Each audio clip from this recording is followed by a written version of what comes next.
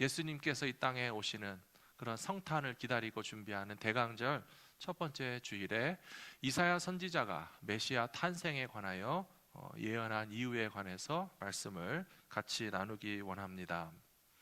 오늘 읽으신 이사야 7장에 보시면 이사야 선지자가 하나님의 말씀을 대언해서 아하스라고 하는 왕에게 찾아가서 대화를 나누는 장면이 나와 있습니다. 이사야 7장의 배경을 보시면 앞부분에서 나오는 말씀이 북쪽에 있는 이방 나라 아람 제국과 또 북이스라엘을 주도하고 있는 에브라임이라고 하는 지파, 본래는 야곱의 12아들 중에 하나고 이스라엘의 12지파 가운데 하나이기 때문에 에브라임 지파도 동족이 아니겠습니까? 같은 유대 민족이고 이스라엘 백성인데 참 기가 막히게도 그 에브라임 지파와 북이스라엘이 이방 나라 아람 제국과 결탁을 하고 동맹을 맺어서 남유다를 우리가 쳐서 빼앗고 나눠 먹자, 그런 위기의 상황이 벌어졌습니다. 그런데 참 다행히게도 하나님께서 그들의 계획이 성사되지 않도록 막아주심으로써 위기를 넘긴 그 직후에 남유다의 왕이었던 아하스 왕에게 이사야 선지자가 찾아가서 나누는 대화가 오늘 나오는 말씀의 내용이 되겠습니다. 잘 아시겠지만 우리나라의 역사 가운데도 외국의 침략을 참 많이 받았습니다. 오랫동안 중국의 여러 나라들이 세워질 때마다 우리 한반도 땅을 아주 약소국으로 생각하면서 많이 쳐들어오기도 하고 짓밟기도 하고 뺏어가기도 했습니다. 중국으로부터 당한 것도 힘든데 일본도 조그만 힘이 세지면 또 자꾸 한반도 땅을 침략해서 자기네가 중국으로 진출하겠다는 핑계로 한반도 땅을 괴롭히는 일본의 침략도 많이 경험했습니다.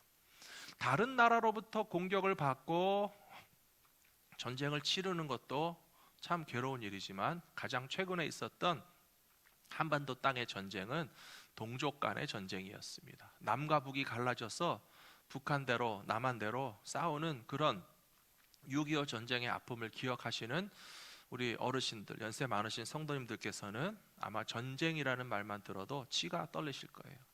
가슴이 떨리실 거예요. 북한에서 미사일을 쏜다든지 혹은 남북 간의 어떤 긴장 상태와 충돌이 일어난다라고 하는 뉴스를 들을 때마다 얼마나 가슴이 떨리고 또 힘들었던 기억을 하시면서 괴로워하실 텐데요. 바로 그런 시대였기 때문에 이사야가 우리에게 왕이 필요하고 우리에게 구원자가 필요하고 우리의 구원은 다른 나라에서부터 오는 것도 아니고 사람에게서부터 오는 것도 아니고 오직 우리의 구원은 하나님으로부터 오는 것이 필요하다는 사실을 알게 하려고 예수님의 탄생 700년 전에 메시아에 관해서 거듭 예언하게 하신 이유가 거기에 있다고 생각합니다. 그런데 안타깝게도 오늘 읽으신 본문 말씀에 보시면 아하스는 하나님의 도움을 별로 기대하거나 의지하고 싶은 생각이 없다라고 하는 아주 교만한 소리를 하고 있습니다. 오늘 읽으신 말씀 보시면 7장 10절, 11절, 12절에서 이사야가 하나님의 말씀을 아하스 왕에게 이렇게 전달했습니다. 여호와께서 또 아하스에게 말씀하여 이르시되 너는 내 하나님 여호와께 한 징조를 구하되 깊은 데에 서든지 높은 데에 서든지 구하라 하시니 아하스가 이르되 나는 구하지 아니하겠나이다. 나는 여호와를 시험하지 아니하겠나이다 한지라. 아하스 왕이 12절에서 나는 구하지 않겠다, 하나님한테 도와달라고 하나님께서 확실한 증거를 보여달라고 요청하고 싶은 생각이 없다라고 말하고 있습니다. 그것은 하나님 힘드실까봐 미안해서 그러는 소리가 아닙니다.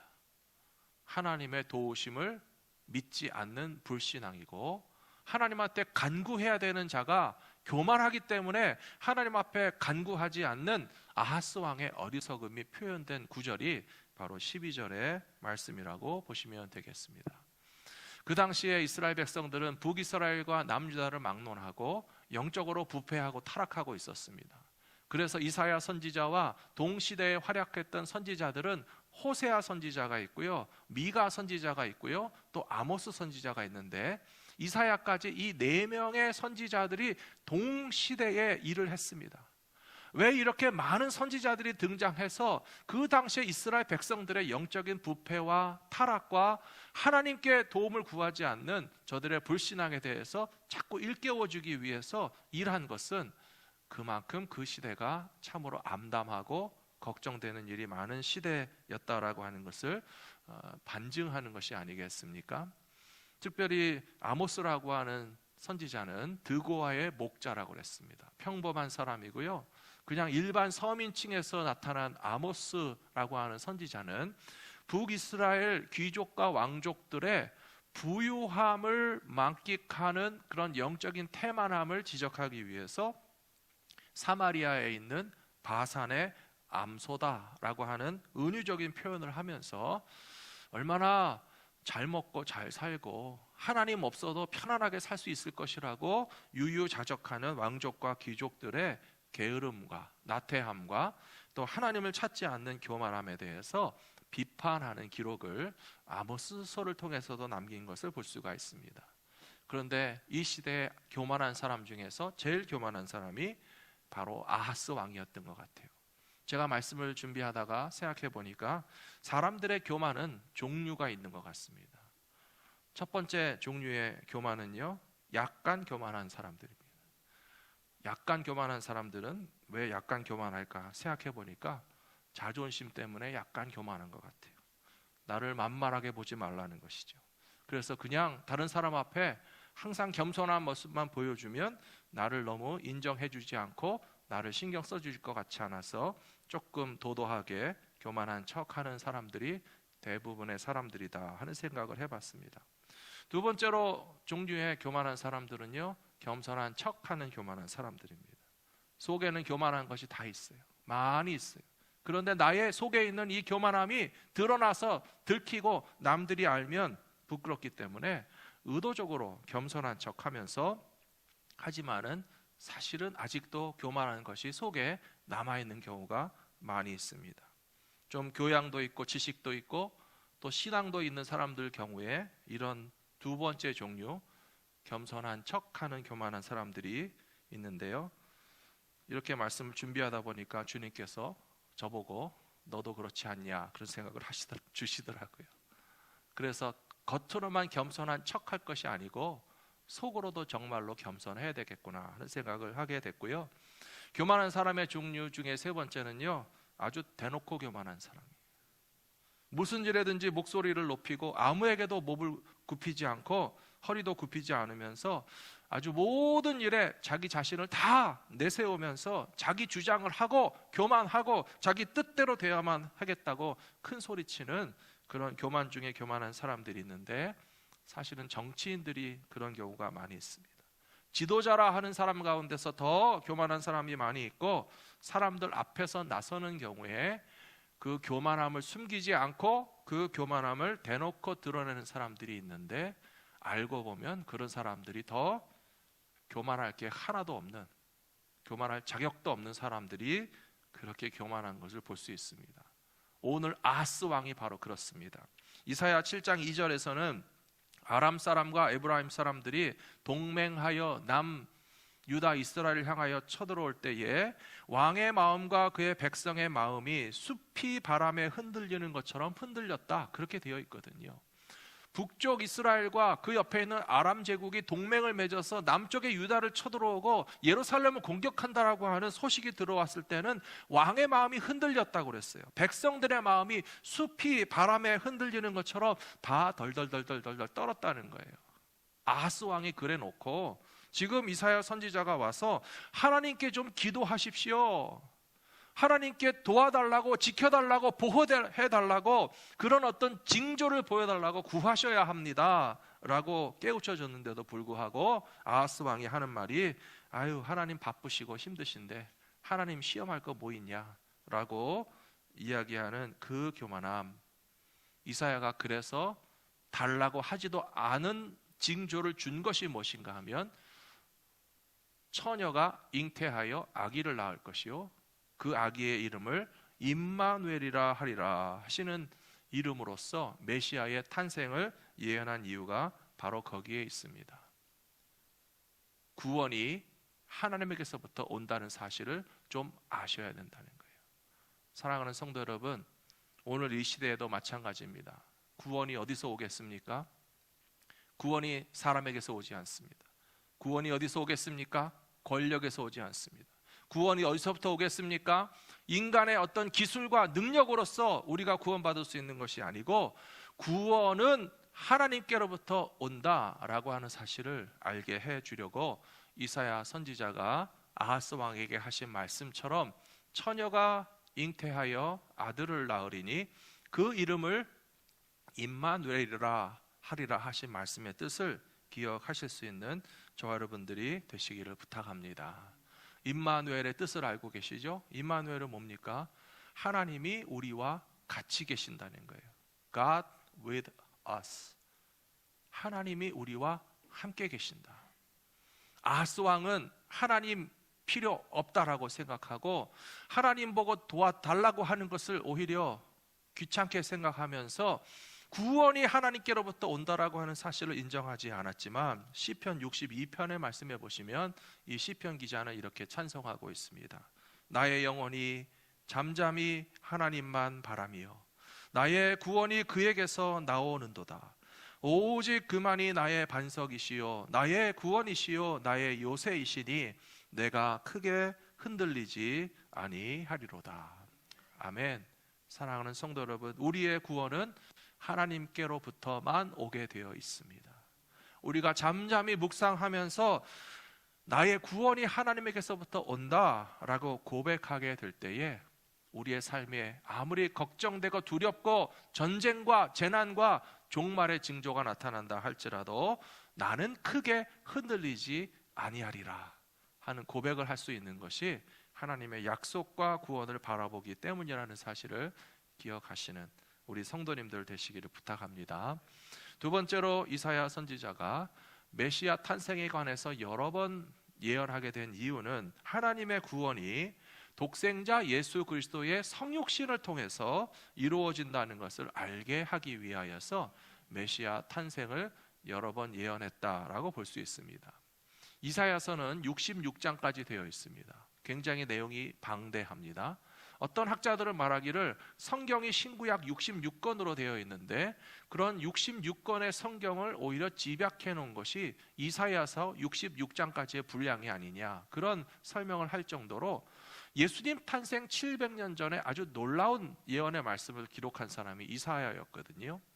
그리고 이 이사야서를 쭉 읽어보시면 오늘 같이 읽으신 7장뿐만 아니라 그 뒤에 넘어가서 9장에도 메시아 예언이 나오고 11장에도 메시아 예언이 나오고 32장에도 메시아 예언이 나옵니다. 제 말이 맞는지 확인해 보시려면 꼭 성경책을 열어서 확인해 보시기 바랍니다. 동영상을 다시 틀어서 제가 혹시 틀렸으면 틀렸다고 알려주시고요. 이사야서의 7장, 9장, 11장, 32장에 대해서 하나님의 아들 메시아가 오실 것에 관한 기가 막힌 예언의 말씀을 주시고 있거든요. 그런 말씀을 기록한 이유가 뭐라고요? 하나님의 구원이 독생자 예수 그리스도의 탄생을 통해서, 아기가 태어나는 것을 통해서 이 세상에 하나님의 아들이 육신을 입고 오시는 일을 통해서 하나님의 구원이 이루어질 것이다 라고 하는 것을 알게 해주기 위해서 거듭거듭 남기신 말씀이라고 우리는 이해할 수 있습니다.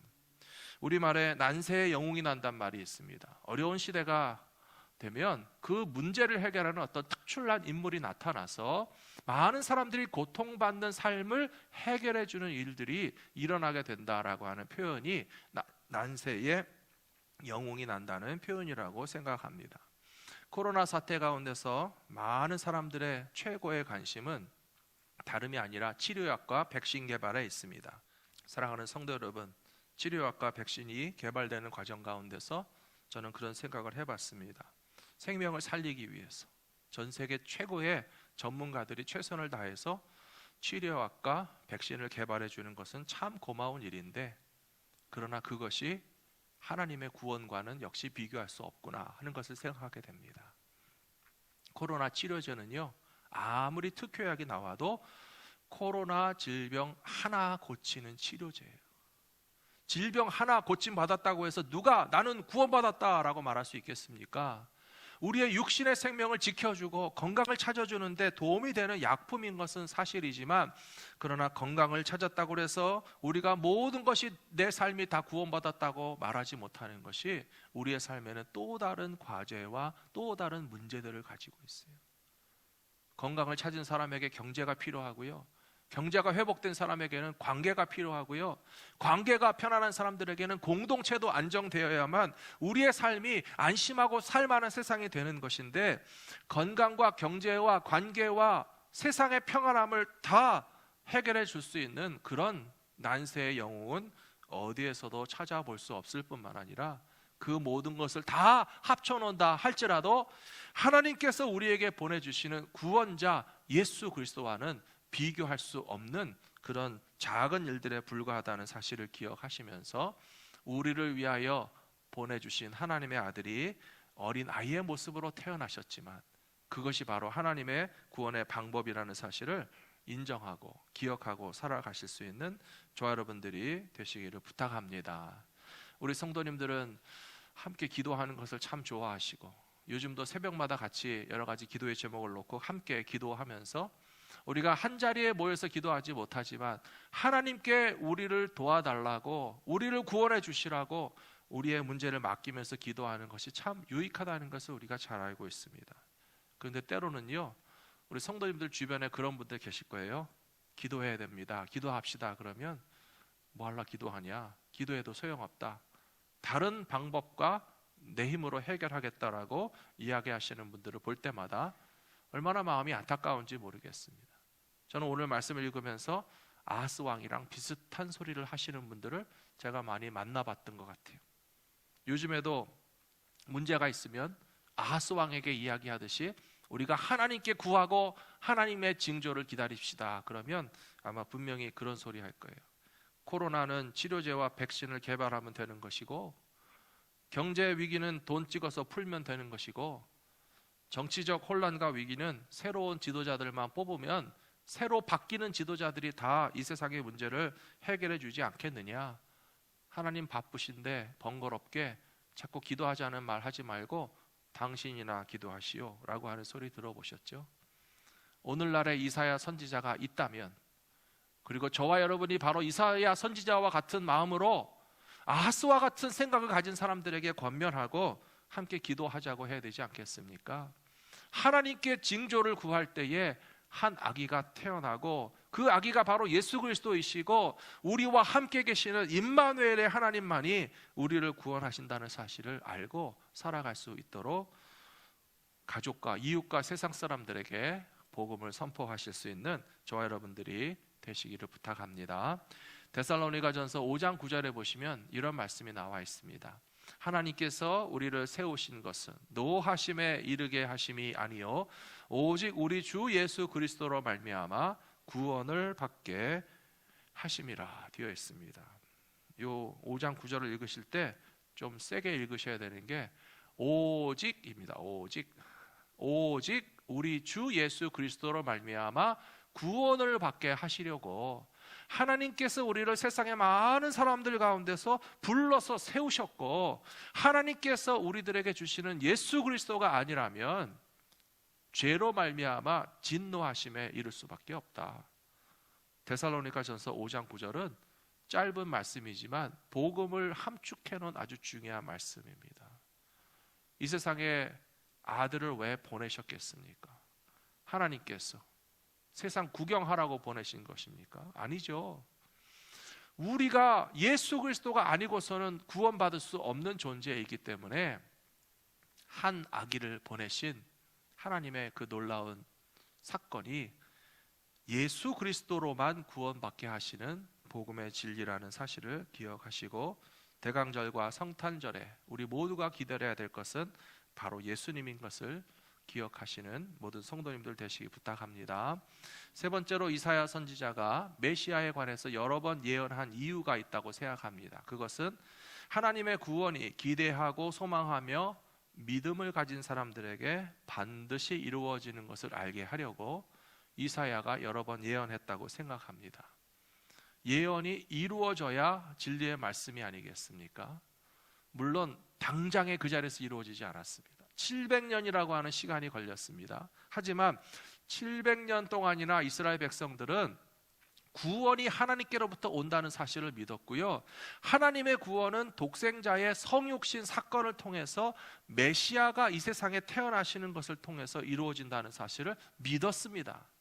믿었더니 어떻게 됐습니까? 그대로 됐다는 것이죠. 이 원리는 지금 우리들에게도 똑같다고 저는 믿습니다.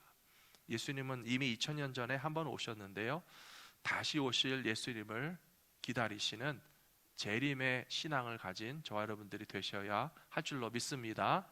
예수님 다시 오시는 것을 믿으십니까? 예수님 다시 오시는 것을 믿으시는 분들은 공중에서 맞이하게 될 거고요.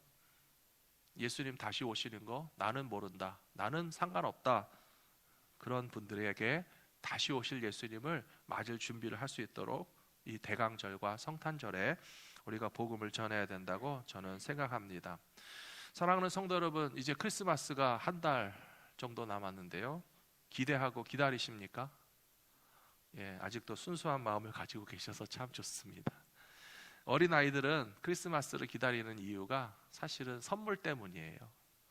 선물을 받으니까 크리스마스가 왔으면 좋겠다. 비즈니스 하시는 분들이라면 연말에 장사가 잘 됐으면 좋겠다 하는 마음으로 크리스마스를 기다리고 계실지 모르겠습니다. 또 어떤 분들은 1년 내내 가족인데도 함께 시간 보낼 수가 없었는데 사랑하고 보고 싶은 가족들과 함께 모일 수 있는 크리스마스를 그래서 기다리고 있는지 모르겠습니다. 그렇지만 크리스찬들은 예수님의 성탄 크리스마스를 기다리는 확실한 이유가 있습니다.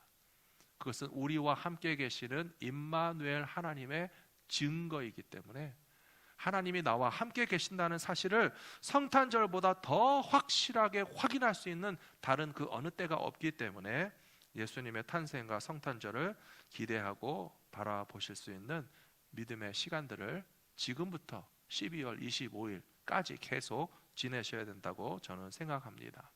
마태복음 1장 21절, 22절, 23절에 보시면 이사야 선지자의 예언이 이루어졌어요. 700년이 지났지만 그것이 성취됐어요. 동정녀 마리아 결혼도 하지 않았는데 임신했거든요.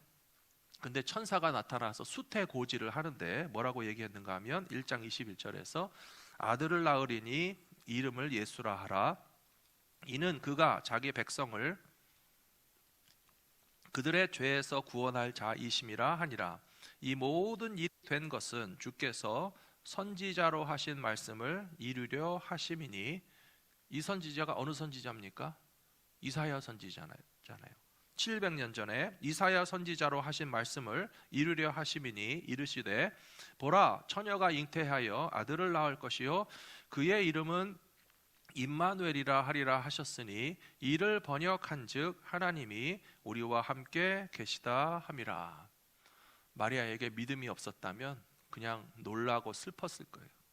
이게 무슨 사건이고 이게 무슨 상상치도 못한 충격적인, 정말 내 인생과 내 몸에 왜 이런 일이 생겼을까 이해할 수 없었을 텐데, 하나님의 구원, 그 아들이 태어나시게 하는 일을 통해서, 특별히 이사야 선지자가 처녀가 잉태하여 아들을 낳을 것이니 그 이름을 임마누엘이라 하신 것이 내게 이루어진다라고 하는 사실을 믿음으로써 정말 그 놀랍고 충격적인 사실을 말할 수 없는 하나님의 축복과 은혜로서 받아들이게 되었을 것이라고 저는 믿습니다. 마태복음 1장 21절에서 천사가 말하기를 아들을 낳으리니 그 이름을 예수라 하라 그랬어요. 예수라는 이름을 우리 너무나 잘 알고 있죠. 지난 주간에 제가 아는 어떤 친구 목사님께서 그런 글을 올리셨어요. 요즘 식사를 배달해다 먹는데 이제 다 스마트폰으로 주문을 하면 누가 딜리버리를 하는지까지 이름이 다 나온다고 그래요. 봤더니 Jesus is coming for you라고 돼 있어서 깜짝 놀랐다고 그래요. 알고 봤더니 남미 출신의 헤수스라는 분이 식사 배달을 해주시는데 거기 메시지에는 Jesus is coming for you라고 그래가지고, 야, 크리스마스가 한 달 남았더니 식사 배달도 예수님이 해주시는구나 하면서 놀랐다는 이야기 들었어요. 사랑하는 성도 여러분, 예수의 이름 뜻이 무엇입니까? 그거는 하나님의 구원이라고 하는 뜻이에요. 그런데 이 하나님의 구원이라고 하는 뜻에 예수라고 하는 이름이 이사야의 이름에도 들어있어요. 이사야는 야훼는 구원이시다는 뜻이에요. 이사야라고 했는데 야라고 하는 것이 할렐루야도 뭐죠? 하나님을 찬양하라 하잖아요. 야가 하나님의 이름이에요. 야훼 하나님의 이름이 할렐루야에서는 하나님을 찬양하라라고 나왔고, 이사야라고 하는 것은 야훼 하나님은 구원이시다, 이사라고 하는 말이 예수와 같은 어원을 가지고 있고요. 성경에 보시면 또 여호수아라는 사람도 있죠. 여호수아의 이름 뜻도 하나님은 구원이시다라고 하는 뜻이에요. 이스라엘 백성들은 이렇게 이름 속에서도 하나님만이 우리의 구원이시다라고 하는 신앙 고백을 가지고 살았습니다. 이사야가 자기의 이름 자체가 벌써 이사야잖아요. 야훼 하나님은 구원이시다라고 하는 자기의 이름을 수천 번, 수만 번 듣고 말하면서 야훼 하나님이 우리의 구원이시라는 사실을 선포하고 알고 믿으면서 살았는데, 아하스 왕은 왜 그렇지를 못했는지 너무나 안타깝습니다. 사랑하는 성도 여러분, 이 시대에도 마찬가지입니다. 예수님의 이름은 곧 하나님이 구원이시라는 뜻이기 때문에 그 이름을 믿고 우리에게 보내주시는 하나님의 최고의 선물인 것을 기억한다면 이 성탄절이 가장 뜻깊고 의미 있고 소중한 하나님의 축복과 선물을 받게 되는 그런 거룩한 계절이 될 것이라고 믿습니다. 사랑하는 성도 여러분, 앞에서도 말씀드렸지만 질병으로 고통받는 사람들에게 건강을 찾는다는 것은 참 고마운 일입니다. 하지만 건강만 얻었다고 해서 우리는 구원받았다고 말할 수 없어요. 경제적으로 어려움을 당하시는 분들이 물질적으로 여유가 생기면 얼마나 좋은 일입니까? 감사한 일입니다. 하지만 가난하다가 부자가 됐다고 해서 누가 그 사람 보고 구원받았다고 말할 수 있습니까? 하나님의 구원이라고 하는 것은 건강뿐이 아니고 물질뿐이 아니고 이 땅 위의 평화뿐이 아니고 우리의 영혼과 삶 전체를 하나님께서 받아주시고 온전케 하시고 이 땅의 어느 나라 어느 왕과 대통령들도 할 수 없었던 참된 평화를 이루시는 하나님의 나라의 백성이 되어서 살 수 있게 될 때에 우리는 구원받았다라고 말할 수 있어요. 그러면 그런 구원을 누가 주실 수 있습니까? 바로 하나님께서 그 아들 예수 그리스도를 통해서 우리에게 주시는 최고의 선물이기 때문에 무엇을 기다리는 것보다도 예수님의 성탄을 더 간절히 기대하고 사모하면서 그 복음과 구원의 선물만큼은 반드시 받기 위하여서 간절히 사모하면서 살아가시는 저와 여러분 모두가 다 되시기를 축복합니다.